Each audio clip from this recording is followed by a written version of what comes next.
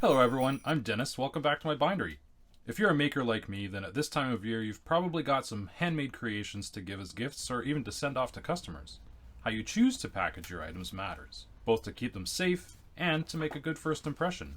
You could of course pack the faceless mega corporate way.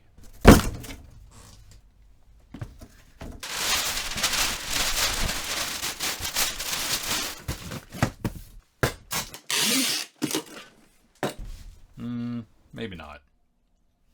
Or you could take a few minutes to make a simple box like this. It's made from just a single piece of cardboard, and because it's made to fit your specific item, it makes for a snug and secure fit. It's designed to be strong enough to stand up to the rigors of the postal service, but can also be easily adapted for storage or even gift wrapping. And what's even better about it is that you can make it in just a few minutes using the simplest tools. I'm going to show you how, so let's get started. So we're going to start with a piece of cardboard that I've salvaged from the recycling. There's so many boxes lying around these days that it's easy to find. And I'm going to be packing up this book that I made in a previous video. To begin, I'm just going to trim off these rough edges and make a nice square corner to work from. I won't be giving a lot of precise measurements as we proceed here because your item is not going to be the same size as mine. Instead, I'm going to show you how to use your item itself to lay out your design. So I'm going to start by lining up my book on its edge, at the edge of the cardboard, and then I'm going to roll it along, once on the back, on another edge, and then lay it flat. And I'm just going to make a couple of quick reference marks so that I can put the book roughly back in the center of my cardboard. I roll it over once more on its edge and again on its back, and I make a mark on the other side. And just a note, I should probably leave a little bit more space here, you'll see later on in the video. So if you're following along now, leave a little bit extra about the thickness of your item, or you can leave it long and trim it at the end, that's fine too. I put the book back between its reference marks, and now I'm going to center it from top to bottom, just going to use the ruler to make sure that I've got equal space on either side. And then I'm going to break up my secret weapon, which is the ubiquitous permanent marker. The rounded end of the marker is a perfect creaser for cardboard like this. I apply a little bit of pressure at the top and bottom just to make a mark where I need to make a crease. I then take a measurement with my ruler and transfer it to the other side of the cardboard, where I can then line up my ruler and make a crease all the way along with my marker.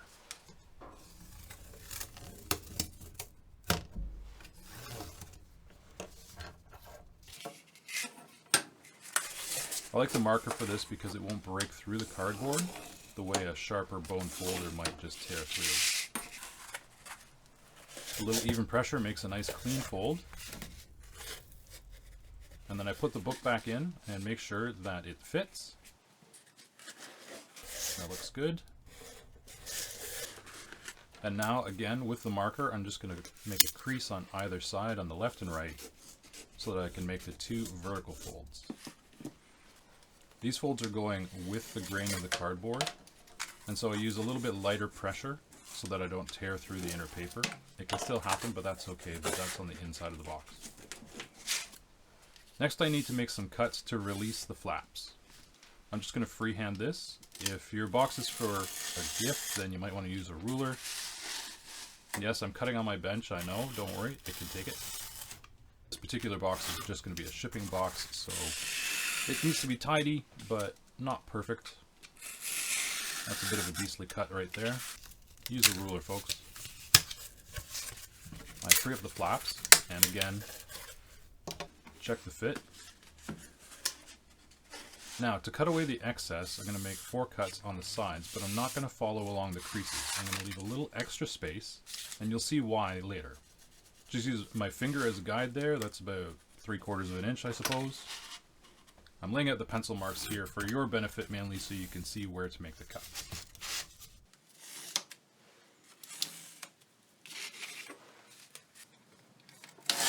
Again, I'm not cutting in the creases, just a little bit on the outside of it.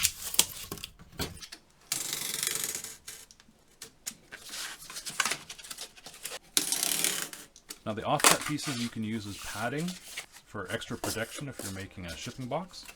So I'm going to lay one piece of cardboard in the bottom. And then folding up the top flap, again, I'm going to make a crease with my marker to show where I need to make my fold.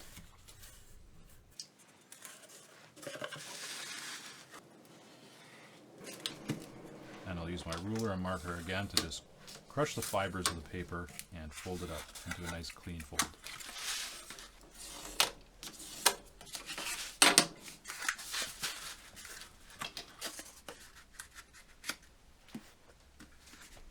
It never hurts to keep checking your work as you go to make sure you've got a nice fit.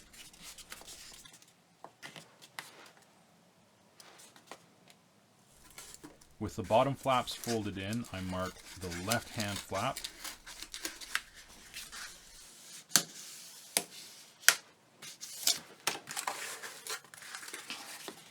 And now you can see where I've come up a little bit short with this flap. It's okay, it's going to be on the inside, but again, referencing back to the beginning, leave a little extra space for yourself there. I'm going to use a piece of the offcut cardboard to again stand in for the thickness of the first flap to mark the second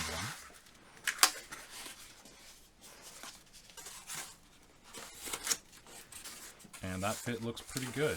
Although it's not closing quite properly, the top and bottom flap are a little bit long and preventing it from closing tight. So I'm just going to bevel the edges. I'm not marking or measuring this, I'm just making a slight cut from the crease to the outer edge.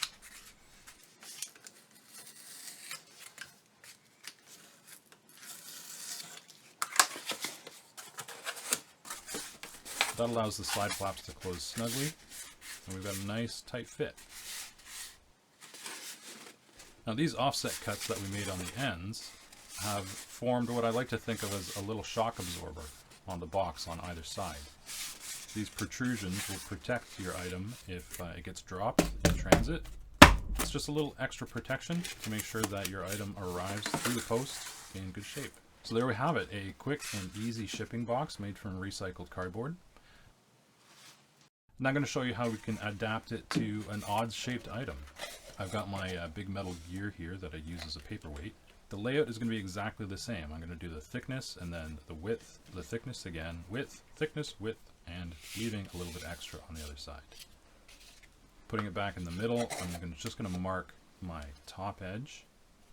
This cardboard has a crease in it already, so I'm just going to utilize that, save me a little bit of extra work. I'm just going to roll it back and forth to mark the height on either side so I can line up my ruler and make another crease.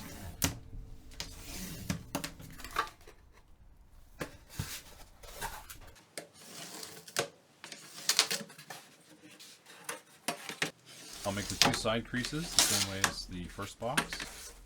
Again, checking the fit as I go all the time. That looks pretty good. I'm going to cut the flaps away here, same as before. Making sure to leave that little space to create the shock absorber effect on the end of the box. Because this box had a crease in it already, I'm going to measure for the other side.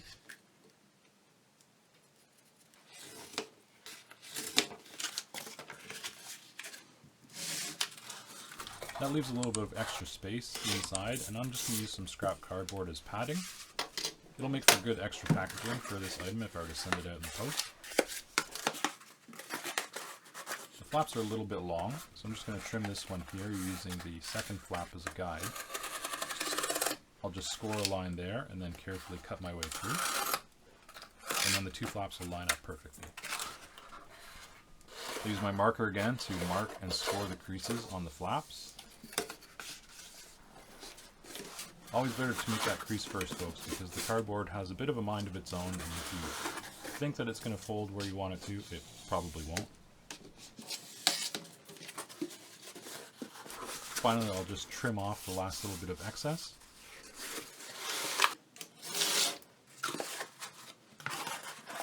So that makes for a really secure and strong box for this heavy item. You might say I've made a manual gearbox. So lastly, I'll show you how you can adapt this design for a really small, delicate item like this little matchbox of paper clips. The layout for this little box is exactly the same as with the larger ones. I use the item itself to make my measurements and marks.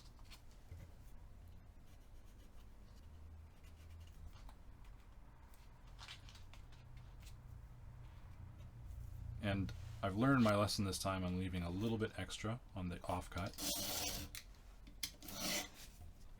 For the height here, I'm going to go 2 times the thickness and 2 times the height. And again, I'm leaving just a little bit extra just to give myself some wiggle room. I'm being a little bit more precise with my measurements on this item because it's small and I want it to look good. I make sure it's very well centered on the cardboard, top to bottom. So for this, I'm actually going to use my bone folder, not the marker, because it's a thin cardboard and it's a small item. I want to make nice crisp folds.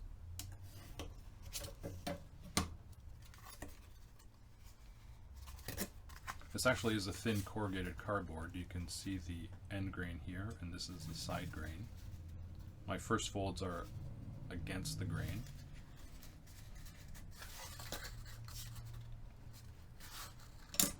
Again, as before, I'm checking meticulously every time I make a fold, and you can see here why. I mark the height on each side, and there's a slight difference between where I made my measurement and where the actual fold needs to be. The reason for this is just the thickness of the cardboard when you make the fold. I'll test that again, it looks good. So it's on to making the 2 side folds. When creasing parallel to the grain on the cardboard, I'm very conscious to use the long edge of the folder so that it doesn't break through and tear. Just mark the other side to make the final crease.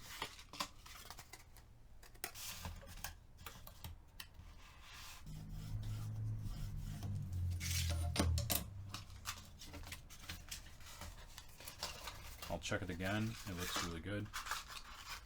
Because this is more of a gift box and not a shipping box, I don't need those little shock absorbers on the ends. So in this case, I'm going to cut the waste away along the fold lines. I'm going to crease the top and bottom flap, again using the item itself as a guide.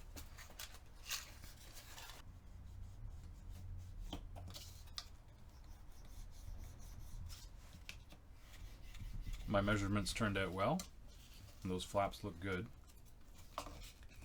So when I fold up the sides here, again, I've got the same problem where the flaps are a little bit wide. So just like the other boxes, I'm just going to bevel them a little bit to allow the sides to fold up nice and straight. And this is about the time when camera 2 started to lag on me and was only recording a few frames per second. So unfortunately, these last couple of shots, my big hands are in the way. It's the same operation as before though. I crease the cardboard using the item itself as a guide, and then I trim off the excess. You'll see a quick flash here of the last frames of film I got on camera 2. And that's our little Matchbox case complete. You could decorate this or seal it with a little Velcro tab to make it reusable. Really use your imagination, you can do anything you want with it. So if you want to do some gift wrapping with this box, you can make a couple of quick and easy modifications. Because it's not going to be going through the post, I can get rid of the shock absorbers in the ends.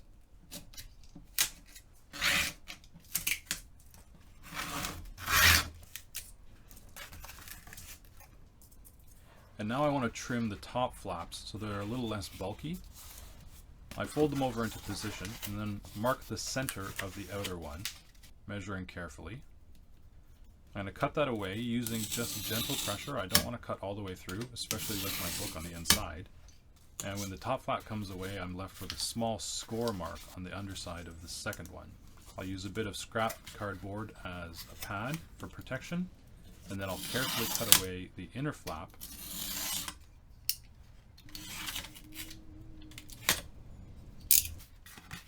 Now they join up nicely in the center, it's a little more attractive, and we've got nice square corners to wrap around. Use your tape of choice to seal it up. Then we'll do a little gift wrapping. I'm using some of my marbled paper here. I'm not a professional gift wrapper by any means, but this is how I like to do it. My decorative paper is a little long, so I'm going to make a fold to make a nice clean crease on the outside.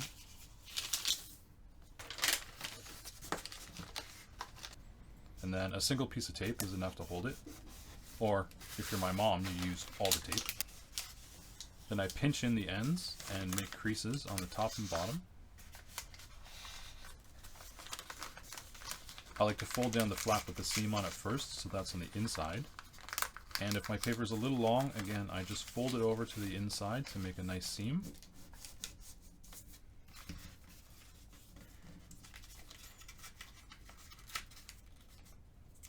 If you're the type of person like me who likes to reuse paper, then not cutting it is beneficial, especially with a nice handmade paper like this.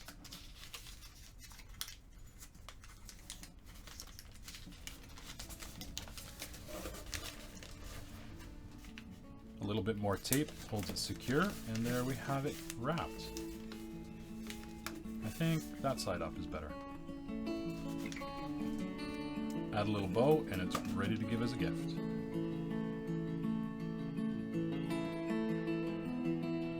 So that's how I make my custom boxes. If you found this video to be helpful, then please give it a like, and of course subscribe to the channel and ring that bell so you get notifications of when new videos get published. I've got more projects in the works, so stay tuned and I'll see you in the next one.